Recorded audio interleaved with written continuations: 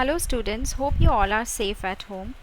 During this lockdown period, I thought of sharing some topics from the course Robotics which has not been taught in the class. The first topic is pick and place robot operation. Pick and place robot operation is a part of trajectory planning and it is the fundamental robot manipulation task. It is needed in automation industry for loading and unloading of objects. It is also used to alter the distribution of parts within the workspace. Mainly this operation is executed using point-to-point motion control. The reason being the source and destination point matters for pick and placing the object. However, the path through which the trajectory travels hardly matters. The path only depends on the obstacles which are present in the workspace of the robot. Outline of the presentation is as follows. The two pair of points. The first pair is pick and lift off points. Second pair is place and set down points. These 4 points together form the complete pick and place trajectory. And finally, I'll be discussing about the speed variation along this trajectory. The first point is the pick point. This is the initial position and orientation of the trajectory.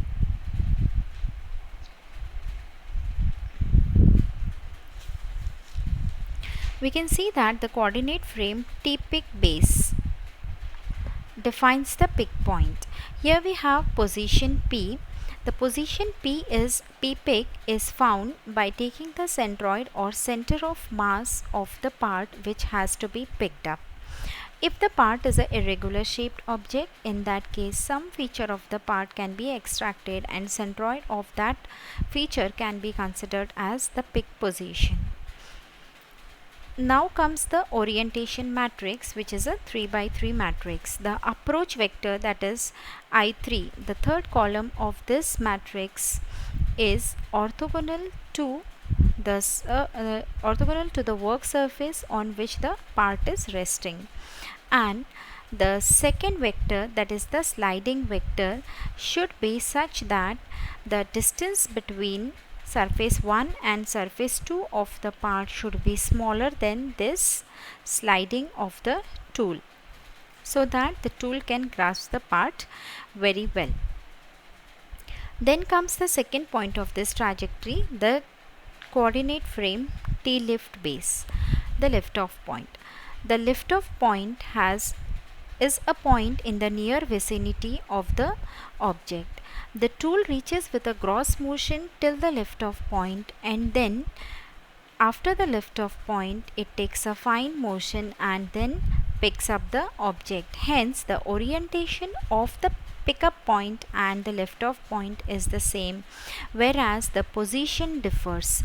The position for lift off point is calculated by using the pickup point position, that is P pick minus the position of this point is along the approach vector. Hence a distance of V along the approach vector I3 is subtracted from this position, where V is the approach distance.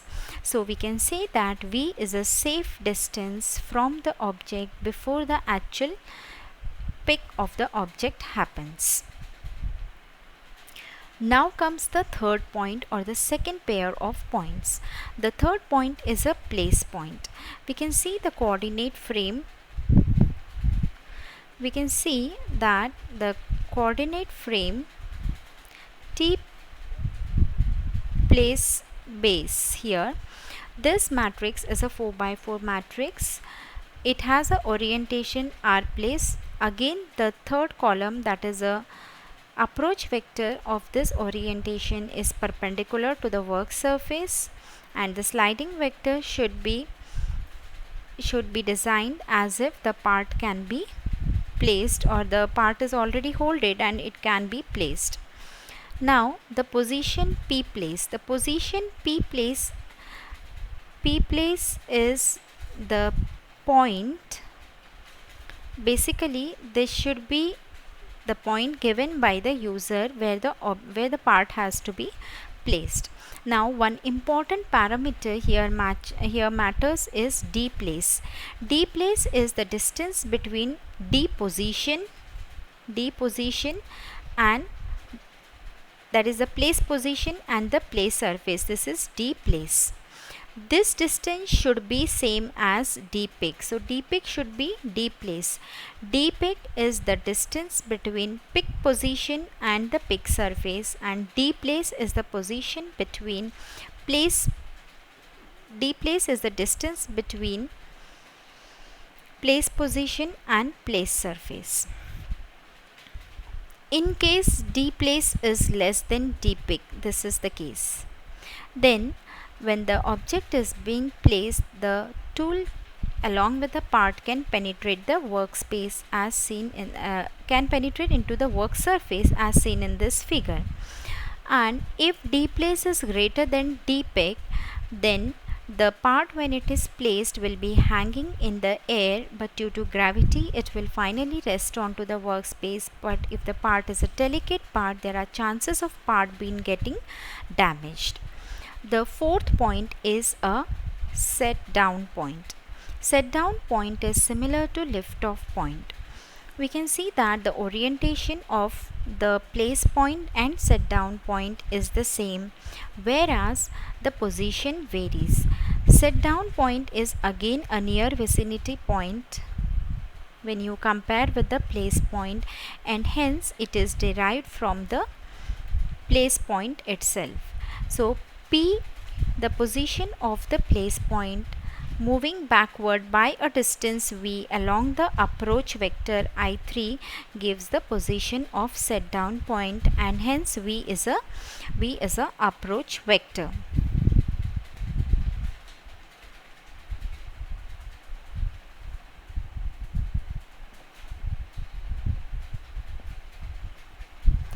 Now comes the pick and place complete trajectory.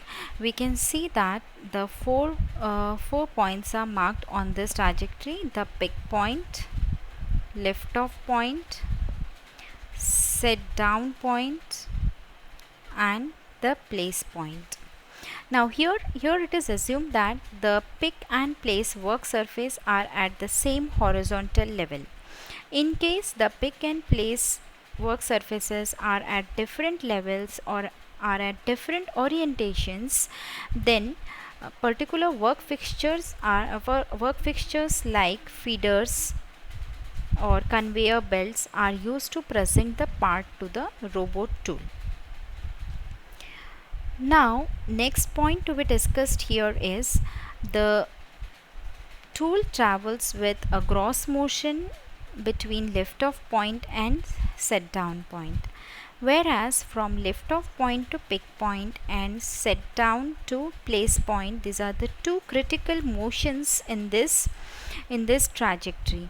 Usually every robot trajectory is controlled by a software controller, so the speed along these two critical trajectories has to be a fine motion speed, because the tool comes with a very high speed till the lift off point and then it takes a fine motion, and again the effect of gravity tends to increase the motion.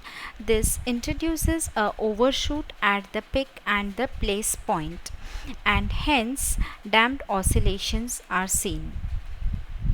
When it comes from lift off to pick point, then damped oscillations are there, which can cause the object to be disturbed, and the situation is worst when it comes to set down point to place. When the tool travels from set down point to the place along with the effect of the trajectory, if the motion is not finely or critically controlled, then it can happen the tool along with the part can get penetrated into the workspace. The next important point to see here is that every point along this trajectory is only traversed once, except the lift off point and the set down point. The lift off point and set down point are traversed twice. This is a traversing sequence along the pick and place trajectory. First the tool comes to lift off point, then there is a pause I'll tell you why this pause are introduced. Then it is picked up, the tool grasps the object, then it comes back to lift off point is the second time, then through via points. This number of via points, as I have already discussed, depends on the number of obstacles in the workspace of the robot. Then it travels with a faster speed to set down point, it pauses and then comes to place point. Then the object is placed and released at the proper position, and then the tool comes back to set down point. This is the second time the tool comes to set down point. Now here we can see that there are two pauses introduced in this entire sequence. So this is the first pause and this is the second pause. The first pause is introduced when the tool comes from with a very high speed to lift off position. Then this high speed gives rise to oscillations, damped oscillations and vibrations, because the speed has to be slowed down, because lift off to peak traveling is a critical traveling, and hence a pause is introduced to damp down the oscillations. The situation is even more worst when coming from set down point to place, and hence one more pause is introduced here. This again damps down the oscillations which are introduced when coming from the high speed and then going to a very slow speed. Now the last point to be discussed here is usually it is said that very high motion of the robot can increase the productivity of the manufacturing plant, but there are two instances during which high speed motion is not appropriate choice, and high speed motion if chosen can bring down the productivity or throughput of the entire plant. The first instance is if the object being picked and placed is a container filled with a liquid. So if the robot tool is traveling with a very high speed motion between the lift off point and the set down point, then it may happen that the liquid spills out. The second case is in a clean room environment. If very high speed is considered for the tool in a clean room environment, it gives rise to turbulence in airflow, and this can cause oscillations, and contaminated parts can stick on the object which is to be picked and placed. Hence the productivity can come down. So in these two particular applications, the entire sequence of pick and place trajectory should be planned carefully and with slow motion. Thank you, students.